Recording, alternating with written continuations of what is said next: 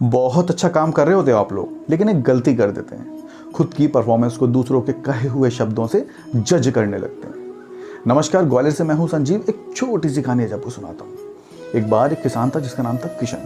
किशन बहुत ही मेहनती था, ईमानदार था, इसलिए पूरा गांव उसकी तारीफ करता था। एक बार किशन जब खेत से अपने घर जा रहा तो उसने देखा कि 4 लोग उसके बारे में कुछ बात कर रहे हैं, क्योंकि उसने अपना नाम भी सुना। तो वो अंधेरे का फ़ायदा उठा के धीरे धीरे उनके पीछे चलने लगा। क्यों? अपनी तारीफ सुनने के लिए।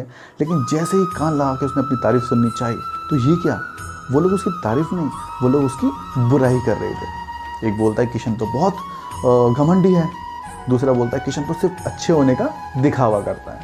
ये सब सुनकर किशन को बहुत बुरा लगा, और जाहिर सी बात है बुरा लगना भी चाहिए।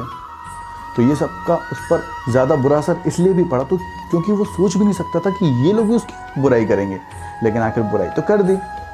अब किशन उदास हो गया, अपसेट रहने लगा।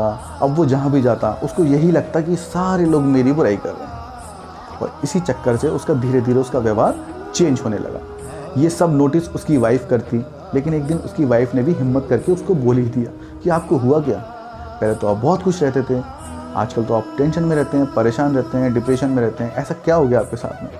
तो किशन ने अपनी वाइफ को उस दिन की पूरी कहानी बता दी। तो उसकी वाइफ ने कहा एक काम कीजिए, आप गुरु महाराज हमारे एक साधु बाबा हैं, उनके पास जाइए, वो आपको इसका समाधान देंगे। तो किशन अगले दिन उनके पास गया, और महाराज जी के पास जाके किशन ने अपनी पूरी कहानी उस दिन की उनको बता दी। लेकिन गुरु महाराज ने उसको कोई जवाब नहीं दिया। उससे सिर्फ इतना कहा कि आज तुम मेरी कुटिया में रुको, कल मैं आपसे बातें करूँ। तो उसने बोला ठीक है गुरुजी महाराज। रात का टाइम था, सोने की तैयारी हो रही थी। बगल में, कुटिया के बगल में एक तालाब था। जैसे ही उसने सोने की तैयारी की तो बाहर से बहुत ज़ोर ज़ोर से मेंढकों की टर टर टर आवाज़ें आने लगी। वो परेशान हो गया। उसने गुरुजी को बुलाया कि महाराज ये क्या है? ये तो मेंढकों की आवाज़ें आ रही हैं, और ये थोड़ी बहुत नहीं, ये तो 1000-1200 की संख्या में लग रहे हैं। तो महाराज जी बोले हाँ बेटा, आप बिल्कुल सही बोल रहे हो कि मेंढक बहुत सारे हैं, इनकी आवाज़ तो टर टर मुझे भी डेली आती है, और ये थोड़े बहुत नहीं, बहुत ज़्यादा हैं।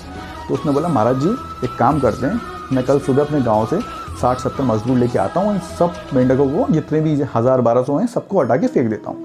तो महाराज ने बोला ठीक है बेटा, अगर आप मेरी हेल्प कर सकते हो तो कर दो। अगले दिन उस किशन ने किया भी ऐसा। वो अपने गाँव गया, 60-70 मजदूर लेके आया, और जैसे ही उसने उस तालाब में जाल फेंका और जाल को खींचा तो मुश्किल से 50 से 55 मेंढक निकले। वो देखकर उसने महाराज से बोला महाराज जी ये क्या, कल तो इनकी आवाज़ 1000-1200 में लग रही थी, लेकिन जब हमने आज इसको निकाला तो सिर्फ 50-55। तो महाराज जी हंसने लगे। उन्होंने कहा जी हाँ, ऐसा ही तुम्हारे साथ भी हो रहा है।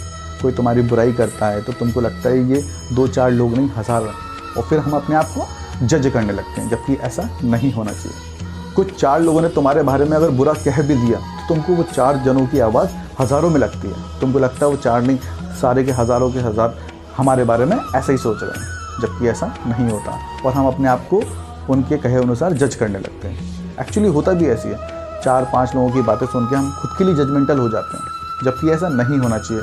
अपनी लाइफ को एक परफेक्ट आउटलुक के साथ जीना चाहिए। होते हैं 2-4 लोग टर टर करने वाले, और उनकी टर टर हज़ारों में सुनाई देती है।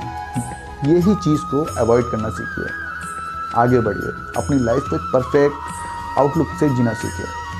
सो कर दिखाइए कुछ ऐसा कि दुनिया करना चाहे आपके जैसा। बाय।